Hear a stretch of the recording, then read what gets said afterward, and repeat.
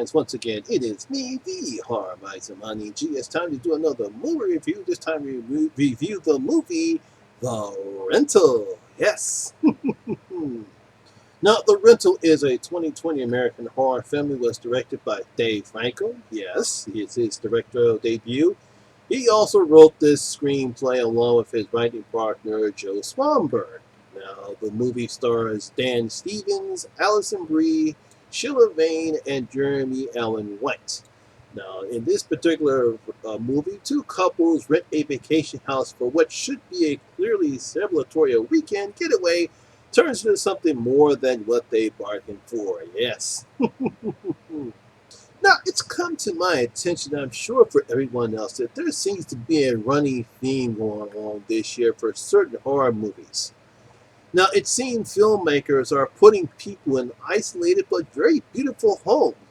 They need to get away from the big city because they got to solve this problem or solve that particular problem, or they just need to get away. And everything seems perfect when they arrive, but all of a sudden, weird shit starts to happen, and the setup becomes a nightmare for those involved. It seems we've had this in so many horror movie setups, and that's what this one certainly is anyway. Now, this is what first-time director David Franco has brought us with here with The Rental. Just like with The Lodge, You Should Have Left, and The Beach House, Franco brings us two brothers. We have Charlie and Josh and their significant others. We have Charlie's wife Michelle and Josh's girlfriend Nina, as they decide to go on a weekend vacation to a beautiful ocean view beach house. Yes, it's very lovely looking. It's nice. They see it at Airbnb on the website. They finally decide to go together, and it looks magnificent. It's like, wow, I wish I could stay there. Now, while the setup is similar to those films that I mentioned, Franco's direction and the script he and Joe Swanberg wrote brings together a nice thriller with decent acting from all four leads. And despite using similar and predictable plots from other horror movies, I thought this was a great and honest to good horror movie. I thought the setup is decent. I liked all four actors, and I truly enjoyed what Franco has done in this particular setting.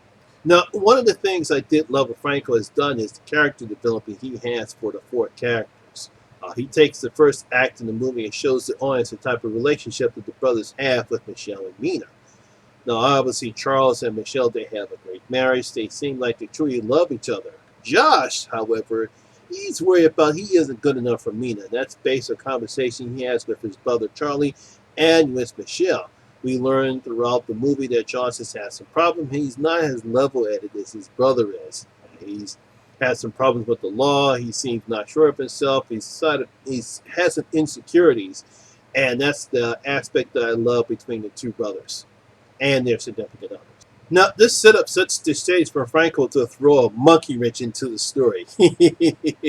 Not only do we learn about one couple, we also learn that something more is happening within the beach house.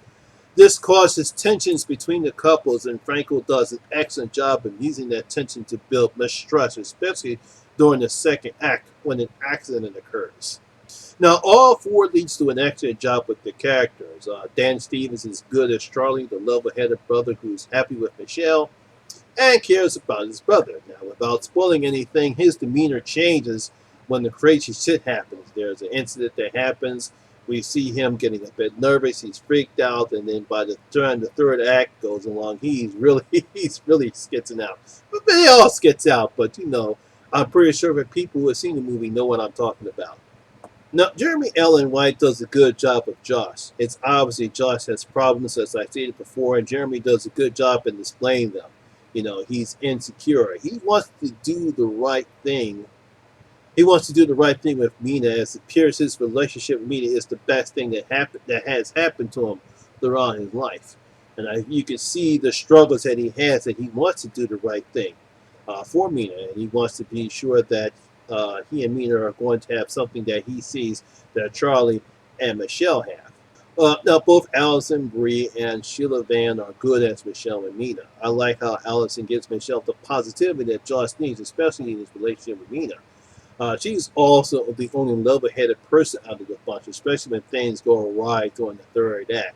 I like how she says, look, we can't do that. We need to do this. Again, you got to have someone that's level-headed, and she seems to be the only one that's level-headed. No, Sheila Vance, she gives me the stand by your man cliche, and while she seems grateful to Josh, we all know something else is going on with her. Now, I won't say anything more without spoiling anything, but once again, if you've seen the movie, you know what I'm talking about.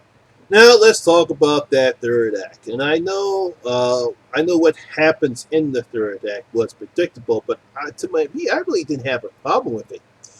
It's mainly because how Franco sets at the beginning of the movie with the character development and the events that happen in the beginning of the first and second act.